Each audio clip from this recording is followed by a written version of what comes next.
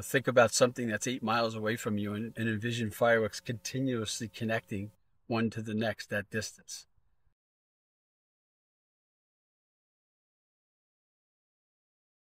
Most you've ever set off at one time? Just under 1 million fireworks in 8 minutes. In 8 minutes, it was in Dubai, and we fired from 133 of the world islands, which are the man-made islands in the shape of the Earth. 250 pontoons, floating platforms to create the outline of the fronds of the palm on Palm Island. 55 semi-trailers that were on the circular area, the crescent around the palm, and we had 13,000 fireworks, pyrotechnics that we fired on the Burj Khalifa all at one time. That had 250 pyrotechnicians for a little over a month. I just did the math on that. That's 2,083 fireworks a second. The Palm Island is 8 miles in circumference, and you spread that out. Think about something that's 8 miles away from you and envision fireworks continuously connecting one to the next that distance. Hardest firework to make, easiest firework to make? Well, the hardest color to make in a firework is blue. And that has all to do with the chemistry and the temperature that you burn the copper, which is the fuel in that composition. If you burn it too hot, it turns white. If you burn it too cool, it will extinguish and it won't sustain. The hardest firework to make, larger caliber fireworks, naturally, as compared to the smaller ones. And now fireworks that don't have any debris, because when you make a firework device or a pyrotechnic device and put it on the roof of a building or on a truss that's on the foreground, of the audience, right upstage, it has to be precise. There can't be any fallout. So those are the harder, low debris, good quality colors, shells that burst. If they're supposed to be spherical, they burst spherical. They're not oblong, and the patterns have got to be perfect. So how do you design a fireworks? Well, how do you design a fireworks show? So it's quite exciting. So it's a performance that we're designing. It's somewhat of a hybrid of a live dance performance and a sculpture or painting, if you will, because the medium that we use is the fireworks, right? The color, the movement, the emotion of every single shell is different. This particular program for TD Bank, it's in Nassau County on Long Island. It is a 23-minute, 43-second audio track. And in this show, we're not only including fireworks, aerial show fireworks in this stage here, low, delicate type pyrotechnics up by the pond. We also have 300 drones on this program to integrate, LED drones to integrate into the show. So that's part of the medium.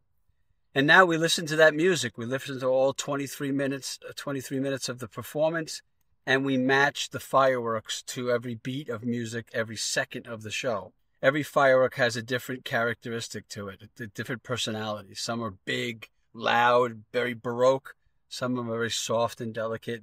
You can't hear them, but you could see them, and they're more beautiful and more elegant. So when the music is soft and bold, when the music is loud and bold and Baroque-like, Stars and Stripes, for example, a lot of horns, a lot of movement. The fireworks have to be the same way.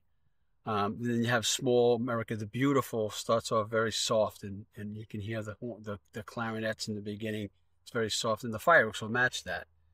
So it takes about an hour for every minute of design time that you see in the sky. So a program like this takes a full 23 to 24 hours working with the software that we have, so we can visualize the movement, we can visualize the overlap, the height, the balance of the colors and things of that nature.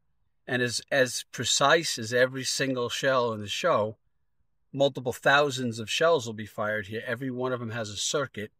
Every one of them has an angle and a pan direction that they get fired in. So naturally, a drawing and the information that comes from the design has to be created so the pyrotechnicians that are out in the field, those are the people that are trained to install the equipment, the electronics, the computer systems, they know which firework shell to put inside of which mortar to wire to which circuit. And that's another process that supports the design. So, like, every artist kind of has their own signature style, right? Like, is there a signature style that you would say that you have?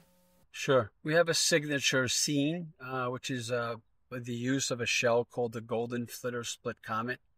And it's a shell that my father kind of advanced to use it in a sequence that's always just before the grand finale. The shell goes up, and when it bursts, it looks like a gold twinkling spider where the legs are coming out, and it kind of descends.